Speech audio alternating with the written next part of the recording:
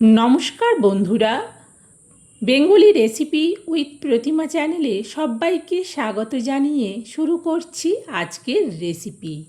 আজকে আমি পাকা আমের দুর্দান্ত টেস্টি একটা রেসিপি তোমাদের সাথে শেয়ার করব।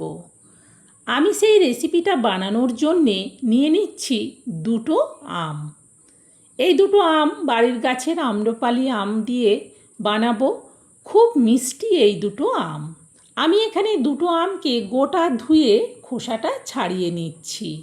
আমি দুটো আম দিয়ে বানাবো, তোমরা তোমাদের ফ্যামিলি মেম্বার অনুযায়ী আম কম কিংবা বেশি নিতে পারো। দেখো, দুটো আমেরই খোসা সুন্দরভাবে ছাড়িয়ে নিয়েছি। এখন আমি এই ছুরির সাহায্যে আম থেকে শাঁস অংশ আর আঁটিটা আলাদা করে নেব। ছুরি দিয়ে সুন্দরভাবে ছোট ছোট টুকরো করে শাঁস অংশটাকে আলাদা করে নিচ্ছি। বন্ধুরা, আমি রেসিপিটা কিভাবে বানাবো সেটা তোমরা যদি স্কিপ্ট করে দেখো তাহলে কিন্তু কোনো কিছু মিস করে যেতে পারো। সেই জন্যে স্কিপ্ট করে দেখো না, পুরো রেসিপিটা প্রথম থেকে শেষ পর্যন্ত দেখো। দেখো, দুটো আমের শাঁস অংশ আলাদা করার পর এবার মিক্সার জারের মধ্যে আমের শাঁস অংশগুলো নিয়ে নিচ্ছি। এরপর ঢাকনাটা বন্ধ করে সুন্দর একটা পেস্ট তৈরি করে নিলাম।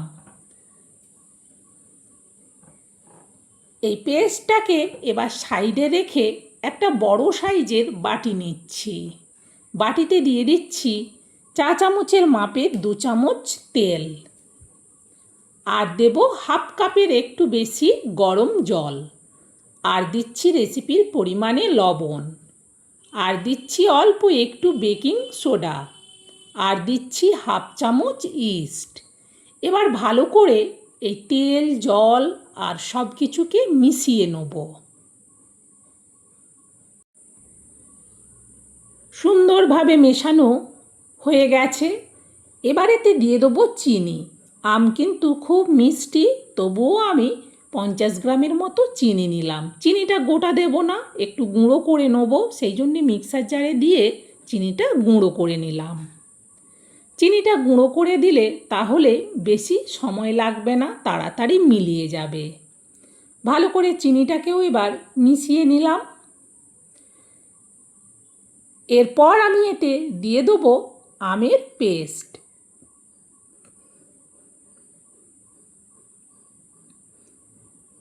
পুরো আমের পেস্টটা পরিষ্কার করে বের করে দিয়ে দিলাম।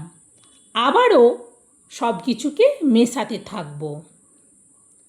এই রেসিপিটা কিন্তু পাকা আমের কেকও বলতে পারো, পাকা আমের ভাপা পিঠাও বলতে পারো, তবে যেটা বললে সুবিধে হবে সেটা বলো। আমি কিন্তু এটাকে বলি পাকা আমেরই কেক। বেশ ভালো করে কিন্তু মিশিয়ে নিলাম আমের এই পেস্টটাকে। জল, আম, তেল সবগুলো কিন্তু ভালো করে মিশে গেছে। এখন আমি এতে দিয়ে দেবো ময়দা। আমি এখানে 150 গ্রামের মতো ময়দা প্রথমে দিলাম। এরপর এটা মেশাতে থাকবো, তারপর বুঝে আর কতটা দিতে হবে সেটা আন্দাজে তখন দেব। একসাথে দিয়ে দিলে ঘন হয়ে যেতে পারে ব্যাটারটা, সেই জন্যে আগে ভালো করে এটাকে মিশিয়ে নেব।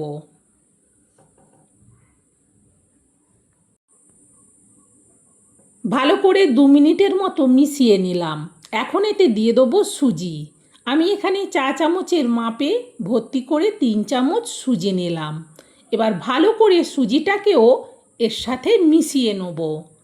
তবে আমি এখানে সুজি দিলাম, তোমরা চাইলে আবারও কিন্তু একটু ময়দা দিতে পারো।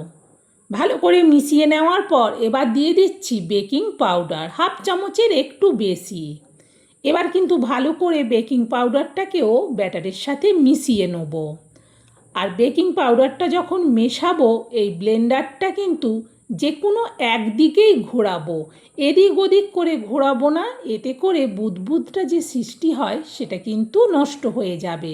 তাই যখনই এই ব্লেন্ডারটা ঘোরাবো তখন যে কোনো একদিকেই ঘোরাবো। বেশ ভালো করে ব্যাটারটা রেডি করে নিলাম। এই রেসিপিটা কিন্তু আমি সম্পূর্ণ জলের ভাপেই বানাবো। আর এটা বানানো ভীষণ সহজ, খেতে কিন্তু ভীষণ মজা হয়। চলো এবার আমি এটা কিভাবে ভাপাবো। সবের প্রথম গ্যাস জেলে কড়া বসিয়ে দিয়ে কড়াতে দিয়ে দিলাম জল। এরপর দিয়ে দিচ্ছি ছিদ্রযুক্ত একটা স্টিলের কাঁচি, আর দিচ্ছি একটা স্টিলের প্লেট। এরপর এতে দিয়ে দেবো আমি একটা গোল পাত্র, কারণ আমি আজকের রেসিপিটা গোল শেপের বানাবো। এরপর পুরো ব্যাটারটা এর মধ্যে পরিষ্কার করে বাটি একেবারে মুছে দিয়ে দিলাম। দেওয়ার পর এটা কিন্তু ঢেকে দেব, আর গ্যাসটা কিন্তু এখন বাড়ানোই থাকবে, তাহলে তাড়াতাড়ি ফুটে উঠবে। ফুটে ওঠার আওয়াজ হতেই আমি এর ঢাকনাটা সরাচ্ছি। এখন জাস্ট জলটা কিন্তু ফুটে উঠেছে। এখন উপর থেকে একটুখানি চেরি দিয়ে সাজিয়ে নিচ্ছি। পুরোটা দেব না, কিছুটা জায়গা দেব। কিছুটা জায়গা চেরিটা দেওয়ার পর এটাকে আবারও ঢেকে দেবো। এতে করে আমি দেখে নেব যে চেরিগুলো ভেতরে ঢুকে যায় কিনা। গ্যাসটা কিন্তু বাড়ানোই থাকবে। মিনিট দুয়েক মতো বাদে আবারও ঢাকনাটা সরাচ্ছি। এটা কিন্তু আগের থেকে অনেকটাই ভালোভাবে হচ্ছে। এখন উপর থেকে কিছুটা কিশমিশ দিয়ে দিচ্ছি সাজানোর জন্যে। এগুলো কি হয়, প্রথম থেকে দিলে ভেতরে ঢুকে যায় অনেক সময় ফুলে গিয়ে, সেই জন্যে কিছুটা হওয়ার পর উপর থেকে এইভাবে দিলে দেখতে কিন্তু ভীষণ সুন্দর লাগে। আমি কিছুটা কিশমিশ দেওয়ার পর আবারও কিছুটা চেরি দিয়ে সাজিয়ে নিলাম। এইভাবে দিলে কিন্তু ভেতর থেকে যেমন খেতে সুন্দর হয়, উপর থেকে দেখতেও ভীষণ সুন্দর হয়। আবারও এটা ঢেকে দেবো। এবার কিন্তু একেবারে ঘড়ি ধরে মিনিট 5-7 জন্যে রাখবো, কমসে কম 7 মিনিট। আমি একেবারে ঘড়ি ধরে 7 মিনিটের পর এর ঢাকনাটা সরাচ্ছি। দেখো রেসিপিটা কতটা সুন্দর দেখতে লাগছে। উপর থেকে দেখে বোঝা যাচ্ছে যে হয়ে গেছে, তবুও আমি এইভাবে ছুরি কিংবা একটা চামচের পেছন দিয়ে একটু গেঁথে দেখে নিতে হবে। যদি খুব বেশি জড়িয়ে যায় তাহলে বুঝতে হবে বাকি আছে, কিন্তু আমি এটা দেখে নিলাম, দেখে বুঝলাম এটা কিন্তু হয়ে গেছে। এবার এটা রেখে দেবো আরও 10 মিনিটের জন্যে ঠান্ডা হওয়ার জন্য, গ্যাসটা অফ করে। দেখো প্রায় 10 মিনিট মতো বাদে আমি ফিরে এসেছি। এখন কিন্তু এটাতে সুন্দরভাবে হাত দেওয়া যাচ্ছে, আর সহজেই দেখো এর উপর থেকে এই অংশটা ছেড়ে গেল। দেখো দেখতে কতটা সুন্দর, তলার থেকেও ছেড়ে যায়, তবুও একটু ছুরি দিয়ে ছাড়িয়ে নিলাম।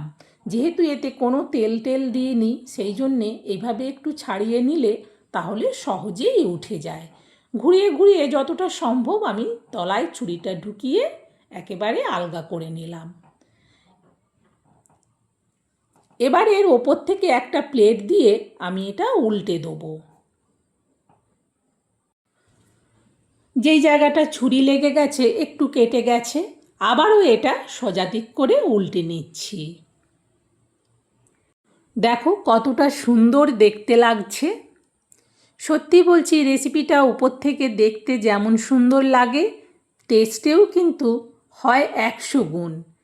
এবার এই রেসিপিটা তো অনেকটা বড়, এটাকে এবার কেটে নেব। আমি পিৎজা যেভাবে কাটে ঠিক সেইভাবে ডিজাইন করে কাটবো। তবে তোমরা চাইলে তোমাদের পছন্দসই অনুযায়ী তোমরা পিস করে কেটে নিও। দেখো কতটা সুন্দরভাবে পিৎজার মতো তুলে নিয়েছি। বন্ধুরা, পাকা আমের এই দুর্দান্ত স্বাদের রেসিপিটা যদি একবার বাড়িতে না বানিয়ে খাও, তাহলে কিন্তু এই সিজনের আমের রেসিপি খাওয়াটাই বৃথা হবে। একবার এই রেসিপিটা বানিয়ে দেখো, বাচ্চারা কিন্তু বারবার বানাতে বলবে। বন্ধুরা, আমার এই পাকা আমের দুর্দান্ত স্বাদের কেক বা পিঠার রেসিপিটা তোমাদের কেমন লাগলো সেটা কমেন্টে জানিও। ভালো লাগলে একটা লাইক দিয়ে আরও রেসিপি শেয়ার করার উৎসাহ বাড়িয়ে দিও, আর তোমরাও এটা শেয়ার করে দিও।